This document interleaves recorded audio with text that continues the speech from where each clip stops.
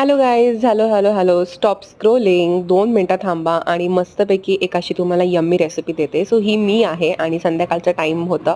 So मग मी माझ्या बाल्कनीमध्ये चिल करत होते. आता मी आतमध्ये आलेली आहे आणि तुम्हाला दिसतच असेल की संध्याकाळचा टाईम झालेला आहे. सो माझ्या बेबीला काहीतरी खायचं होतं.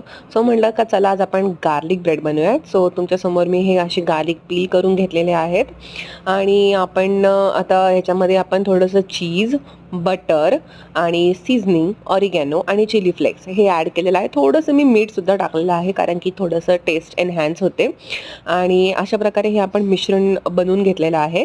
आता सिंपल रेसिपी आहे. आपल्याला हे मिश्रण एका ब्रेडवरती घ्यायचं आहे. हा फुल व्हीट ब्रेड आहे आणि त्याच्यावरती हे आपण असं चमच्याने किंवा स्पॅच्युलाने तुम्ही स्प्रेड करू शकता.